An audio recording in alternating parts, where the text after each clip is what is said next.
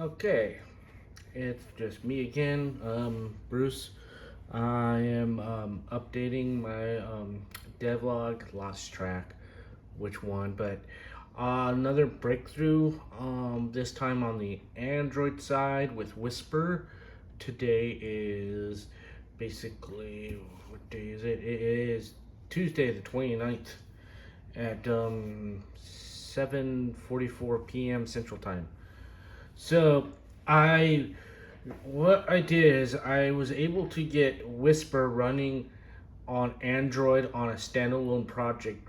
Basically, the Whisper that came with the Android project that came with Whisper.cpp, the example, was integrated inside Whisper.cpp folder structure, and so I was able to create one outside of that. I took Whisper.cpp and I basically gutted it down.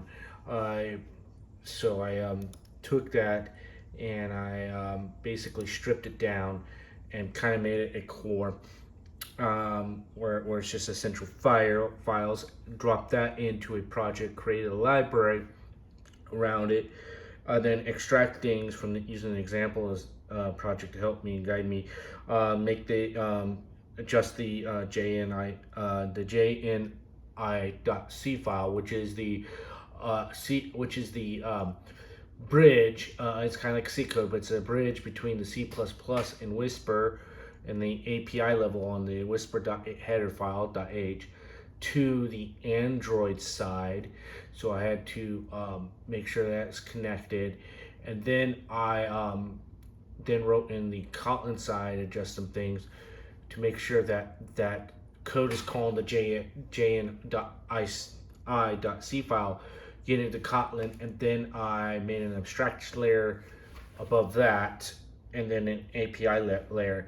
And in this project right here, I borrowed the examples UI, but it is calling my own API level. It's not calling the example, so it's on its own, and I'm calling through an API level. So why I'm doing this is because I'm going to try to create an API level so I could try to make some sort of library or something like that out of it for the Android side, much like I did on the iOS side, which a Swift package I call Whisper Core.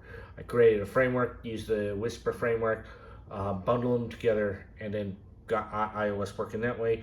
I want to do similar on the Android side so that I can drop that library into any Android project and get it running, without fiddling with it like I had to with this project. So this project I got running. So giving an example that this is completely offline. So I'm going to turn on airplane mode, which is going to turn off my Wi-Fi and everything. And we'll go back into the project. So the Wi-Fi is off, and I'm going to use the sample JFK file to demonstrate. Now, one thing you'll notice on this iOS Android app compared to iOS is it's going to be slower because it's running off the CPU off of the Android, and it doesn't have any enhanced modifications to run it more efficiently, like Metal and Core ML on the iOS side. So you'll notice that, and so I'm running this in release mode to try to speed it up some for the translation. But it's just a trade-off you have to do with on the Android because of how it's working on the Android side. And so my fellow Americans, we can ask not and I what got it your hooked country up can do for you. Ask what you can do for your Android country. Studio. So it's going to be a little bit slow, but as you can see, it printed out the transcription of that JFK audio file. Now I got the recording set up, so as you can tell, I'm going to record and say anything I like and try to get to do something like rubber baby buggy bumpers, something random like that. As you can tell, I'm going to record and say anything I like and try to get to do something like rubber baby buggy bumpers. See? Something random like that.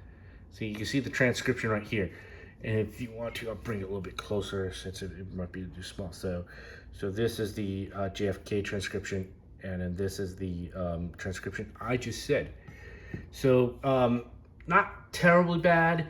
It is a little bit slower than the iOS side, but it's working. So completely in a self-contained project. I put that on my repo up on my GitHub as like a Android Whisper integration demo or something like that. I don't remember, but it's up there. You'll see it. And what I'm going to end up doing, have to do, is I'm going to have to go through this code, clean it up, package it down, strip things out that I may have missed and things like that. Make things internal and things like that. Get my test, do my test, make sure they're good, and get it to bandage it into a library. Now, one thing I did notice when working with this and unit testing, when I'm trying to unit test benchmarking, or actually I should say instrumentation test, because you can't really unit test that, it would crash. Will fail those tests and crash. It turns out it crashes in the actual CP, the C++ file inside, I believe it's called like Whisper mem string function. It's like Whisper mem cpy underscore str, and it's crashing in there, and it kept crashing. And from using AI to help me figure out why it crashed, it looks like for the unit test it cannot allocate the memory and deallocate the size of memory that is needed for the model, so therefore it's crashing in the test, but works on the device itself.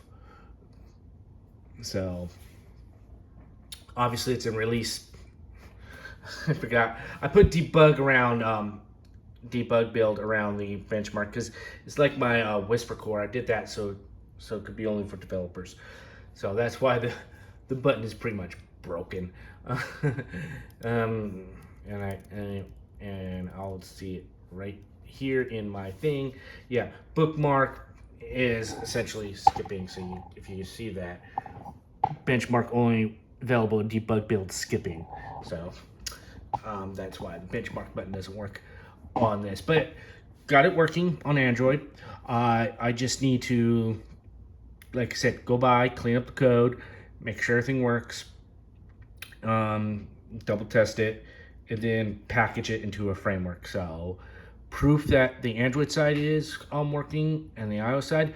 After I clean it up, get packaged up, then I will have to embed it into the Flutter application. So how you have to do it with Flutter is you have to embed these models on the native side and then create a bridge basically on the native side to the Flutter side, and then call within that bridge to do that. It's just what I had to do with the iOS. So hopefully this gives you an idea. Over and out.